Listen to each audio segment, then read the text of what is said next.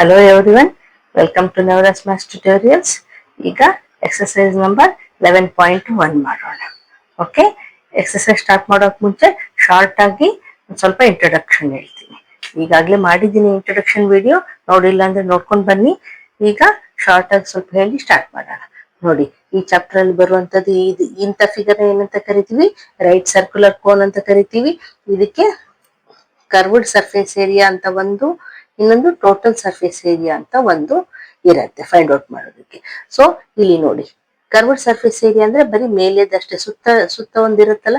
ಈ ಕೋನ್ಗೆ ಎಕ್ಸಾಂಪಲ್ ನಾವೇನಂತ ಹೇಳ್ಬೋದು, ಐಸ್ ಕ್ರೀಮ್ ಕೋನ್ ಆದ್ರೂ ಹೇಳ್ಬೋದು, ಜೋಕರ್ ಹಾಕೊಂತಾರಲ್ವಾ ಕ್ಯಾಪ್ ತಲೆ ಮೇಲೆ, ಆ ತರ ಹೇಳ್ಬೋದು, ಇಲ್ಲ ಬರ್ತ್ಡೇ ಕ್ಯಾಪ್ಸ್ ತರ ಇರುತ್ತಲ್ಲ, ಸೇಮ್ ಅದೇ ಎಕ್ಸಾಂಪಲ್ ಹೇಳ್ಬೋದು. ಸೊ ಅಂತ ಕ್ಯಾಪ್ಗಳಿಗೆ ನೋಡಿ, ಕೆಳಗಡೆ ರೌಂಡ್ ಇರುತ್ತಲ್ವಾ, ಸೊ ರೌಂಡ್ ಇದ್ರೆ ಅಲ್ಲಿ ಸರ್ಕಲ್ ಆಯಿತು. ಸೊ ಸರ್ಕಲ್ ಆದ್ರೆ ಅಲ್ಲಿ ಒಂದು ರೇಡಿಯಸ್ ಆಗುತ್ತಲ್ವಾ, ಸೊ ಇದನ್ನ ನಾವು ರೇಡಿಯಸ್ ಅಂತ ಕರಿತೀವಿ. ಇನ್ನು ಈ ಹೈಟ್ ಇರುತ್ತಲ್ವಾ, ಇದನ್ನ ಹೈಟ್ ಅಂತ ಕರಿತೀವಿ. ಇನ್ನು ಈ ಸ್ಲ್ಯಾಂಟ್ ಹೈಟ್ ಇದೆ ಅಲ್ವಾ, ಇದಾಗಿರ್ಬೋದು, ಈ ಸೈಡ್ ಆಗಿರ್ಬೋದು, ಇದನ್ನ ಎಲ್ ಅಂತ ಡಿನೋಟ್ ಮಾಡ್ತೀವಿ, ಅದ್ರ ಕರೆಯೋದು ಸ್ಲ್ಯಾಂಟ್ ಹೈಟ್ ಅಂತ ಕರಿತೀವಿ. ಓಕೆ, ಈಗ ಕರ್ವ್ಡ್ ಸರ್ಫೇಸ್ ಏರಿಯಾ ಅಂತಂದ್ರೆ ಬರೀ ಮೇಲೆದಷ್ಟೇ, ಸುತ್ತ ಮಾತ್ರ ಸರ್ಫೇಸ್ ಏರಿಯಾ ಫೈಂಡ್ ಔಟ್ ಮಾಡಿದ್ರೆ ಅದನ್ನ ಕರ್ವ್ಡ್ ಸರ್ಫೇಸ್ ಅಂತ ಏರಿಯಾ ಅಂತ ಕರಿತೀವಿ. ಅದಕ್ಕೆ ಫಾರ್ಮುಲಾ ಒಂದು ಪೈ ಆರ್ ಎಲ್ ಅಂತ. ಟೋಟಲ್ ಸರ್ಫೇಸ್ ಏರಿಯಾ ಅಂತಂದ್ರೆ ವಿತ್ ಬಾಟಮ್. ಕರ್ವ್ಡ್ ಸರ್ಫೇಸ್ ಅಂದ್ರೆ ಟಾಪ್ ಬಾಟಮ್ ಬಿಟ್ಟು ಬರೀ ಸುತ್ತದ ಮಾತ್ರ ಫೈಂಡ್ ಔಟ್ ಮಾಡಿದ್ರೆ ಅಂತ ಸರ್ಫೇಸ್ ಏರಿಯಾನ ಕರ್ವ್ಡ್ ಸರ್ಫೇಸ್ ಏರಿಯಾ ಅಂತ ಕರಿತೀವಿ. Total surface area top bottom, ಇದಕ್ಕೆ ಟಾಪ್ ಅಂತ ಇಲ್ವಲ್ಲ, ಬರೀ ಬಾಟಮ್ ಇದೆ. ಸೊ ಇದ್ರದನ್ನು ಇನ್ಕ್ಲೂಡ್ ಮಾಡ್ತೀವಿ. ಅಂದ್ರೆ ನೋಡಿ, ಪೈ ಆರ್ ಎಲ್ ಪ್ಲಸ್ ಕೆಳಗಡೆ ಏನಿದೆ ಸರ್ಕಲ್ ಇದೆ ಅಲ್ವಾ, ಸೊ ಏರಿಯಾ ಆಫ್ ಸರ್ಕಲ್ ಏನಿದೆ, pi R square. So add ಮಾಡಿದ್ರೆ ನೋಡಿ, ಪೈ ಆರ್ ಕಾಮನ್ ಇದೆ ಅಲ್ವಾ, ಸೊ ಪೈ ಆರ್ ಕಾಮನ್ ತೆಗೀರಿ, ಏನ್ ಉಳಿತು ಇಲ್ಲಿ, ಎಲ್ ಪ್ಲಸ್ ಇಲ್ಲಿ ಒಂದು ಆರ್ ಉಳಿತು, ಒಂದು ಆರ್ ಹೊರಗಡೆ ಇದೆ. So this is the formula for total surface area. Understand ಆಯ್ತಾ? Curved surface area find out ಮಾಡೋದು ಫಾರ್ಮುಲಾ ಇದು, total surface area find out ಮಾಡೋ ಫಾರ್ಮುಲಾ ಇದು. ಓಕೆ, ಇನ್ನು ವಾಲ್ಯೂಮ್ ಫೈಂಡ್ ಔಟ್ ಮಾಡೋದಕ್ಕೆ ಫಾರ್ಮುಲಾ ಏನಂದ್ರೆ 1/3 pi R square H. Okay, ಇದು formula use ಮಾಡಿ ನಾವು ವಾಲ್ಯೂಮ್ ಫೈಂಡ್ ಔಟ್ ಮಾಡ್ಕೋಬಹುದು. ಈಗ ನೋಡಿ, ಎಲ್ ಅಂದ್ರೆ ಯಾವ ರೀತಿ ಫೈಂಡ್ ಔಟ್ ಮಾಡ್ಕೋಬೇಕು ಅಂದ್ರೆ, ಇಲ್ಲಿ ನೋಡಿ ರೈಟ್ ಆಂಗಲ್ ಆಗುತ್ತಲ್ವಾ, ಈ ಹೈಟ್ ಇದೆ, ಇಲ್ಲಿ ರೇಡಿಯಸ್ ಇದೆ, ಅಂದ್ರೆ ಇಲ್ಲಿ ರೈಟ್ ಆಂಗಲ್ ಫಾರ್ಮೇಶನ್ ಆಯ್ತು. ರೈಟ್ ಆಂಗಲ್ ಫಾರ್ಮೇಶನ್ ಆದ್ರೆ ನಮ್ಗೆ ನೋಡಿ, ಈ ಸ್ಲ್ಯಾಂಟ್ ಹೈಟ್ ನ ನಾವು ಎಲ್ ಅಂತ ಡಿನೋಟ್ ಮಾಡ್ತೀವಲ್ವಾ, so L is equals to, ಇದು ಹೈಪೋಟಿನ್ಯೂಸ್ ಆಯ್ತು. ರೈಟ್ ಆಂಗಲ್ ಟು ಟ್ರಯಾಂಗಲ್ ಆದ್ರೆ ಇಲ್ಲಿ ಏನಾಗುತ್ತೆ, ಹೈಪೋಟಿನ್ಯೂಸ್ ಆಯ್ತು. So L square is equals to H square plus R square.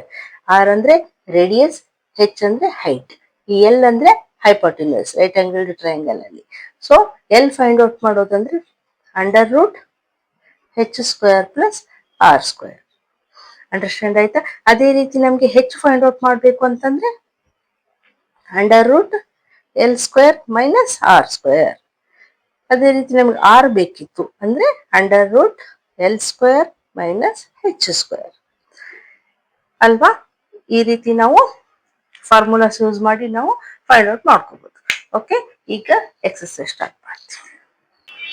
ನೋಡಿ, ಫಸ್ಟ್ ಒನ್ ಏನ್ ಕೊಟ್ಟಿದ್ದಾರೆ, diameter of a base of a cone is 10.5 centimeter and its slant height is 10 centimeter. Find its curved surface area ಅಂತ ಕೊಟ್ಟಿದ್ದಾರೆ.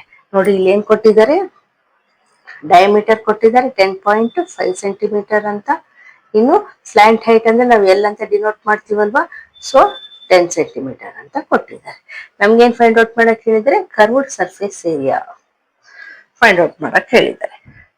ಈಗ curved surface area find out ಮಾಡೋದಕ್ಕೆ formula ಏನಂತ ಓದಿದೀವಿ ನಾವು, pi R L ಅಂತ ಅಲ್ವಾ.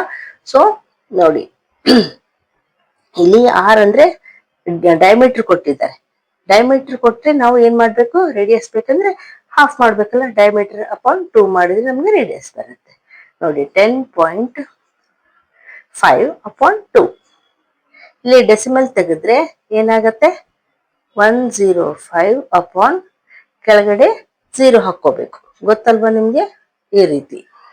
ಈಗ ಕ್ಯಾಲ್ಕುಲೇಷನ್ ಮಾಡಿದ್ರೆ ನೋಡಿ, 5 4s 5 21s. ಸೊ ಏನ್ ಬಂತು ನಮ್ಗೆ, 21/4 ಬಂತು. ಈಗ ಇದೇ ಫಾರ್ಮುಲಾ ಯೂಸ್ ಮಾಡೋಣ. ಸಿ ಎಸ್ ಎ ಶಾರ್ಟ್ ಆಗಿ ಬರಿತಾ ಇದೀನಿ, ಕರ್ವ್ಡ್ ಸರ್ಫೇಸ್ ಏರಿಯಾ ಅಂತ. ನೀವು ಫುಲ್ ಸೆಂಟೆನ್ಸ್ ಬರೀರಿ. ಓಕೆ, ಪೈ ಅಂದ್ರೆ 22/7 ಇಂಟು ರೇಡಿಯಸ್ ಎಷ್ಟು ಬಂತು 21/4 ಇಂಟು ಎಲ್. ಎಲ್ ಎಷ್ಟು ಕೊಟ್ಟಿದ್ದಾರೆ 10 ಕೊಟ್ಟಿದ್ದಾರೆ. ಓಕೆ, ಈಗ ಕ್ಯಾನ್ಸಲೇಷನ್ ಏನೇನು ಹೋಗುತ್ತೋ ಅದು ಕ್ಯಾನ್ಸಲ್ ಮಾಡೋಣ. ನೋಡಿ, 2 2s are 2 5s, again 2 1s are 2 11s. ನೋಡಿ, ಇಲ್ಲಿ 7 1s are 7 3s ಕ್ಯಾನ್ಸಲ್ ಆಯಿತು. ಸೊ ಈಗೇನು ಉಳಿಯುತ್ತೆ ನೋಡಿ, 11 3s are 33 or 3 5s are 15 into 11 ಮಾಡ್ಬೋದಲ್ವಾ, easy ಆಗುತ್ತೆ. 3 5s are 15 into 11, 11 5s are 55, 11 1s are 11 plus 5 16. So ಏನ್ ಬಂತು 165. ಇದು ಏರಿಯಾ ಆಗಿರೋದ್ರಿಂದ ನಾವು ಯೂನಿಟ್ಸ್ ಏನ್ ಕೊಟ್ಟಿದ್ದಾರೆ, ಸೆಂಟಿಮೀಟರ್ ಕೊಟ್ಟಿದ್ದಾರೆ, ಸೆಂಟಿಮೀಟರ್ ಸ್ಕ್ವೇರ್ ಅಂತ ಕಂಪಲ್ಸರಿ ಇದನ್ನ ಬರೀಲೇಬೇಕು. Okay, what is this curved surface area, ಇದನ್ನೆಲ್ಲ ಅವ್ರು ಫೈಂಡ್ ಔಟ್ ಮಾಡಕ್ ಹೇಳಿದ್ದು. So this is the answer. ಈಗ ನೆಕ್ಸ್ಟ್ ಒನ್.